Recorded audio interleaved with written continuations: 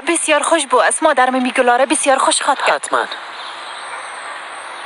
برگ اگه تو میخوایی اینجا منتظر نباش. نه خیر، منتظر میباشم. تو برو هر قدر وقت که میخوای امرای مادرت صحبت کن. درست است، اما اگه میخوایی میتونی که بری.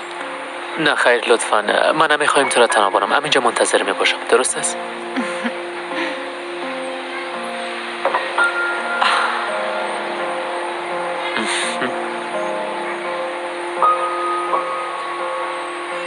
مادر جان، تو هیچ خوب معلوم نمیشی. شما همراه من ریشخندی میکنین دخترم؟ بلکه به خاطر همراه تا آوردی که ببینم من در چی حالت هستم؟ نه خیر نه خیر مادر جان، او توی کار امروی تو کده نمیتونم. برگ به خاطر آمده که تنها نمانم. برش بگو که از اینجا بره. بیبی ما برات گل آوردیم.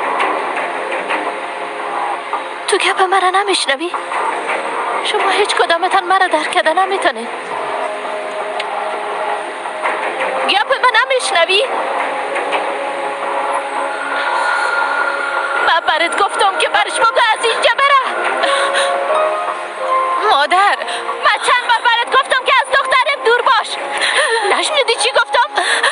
از دخترم دور میباشی. از دخترم دور میباشی. فهمیدی برات چی گفتم؟ این لایف کنه دیگه نبینمت نیستی که دخترم شوی. فهمیدی؟ از اینجا برو. دخترم غرض نمیگیری احمق. از دخترم دور میباشی. فهمیدی چی گفتم؟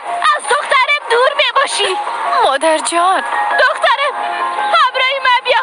لطفا همراهی او نرو. بگه موگه تو خوب هستی؟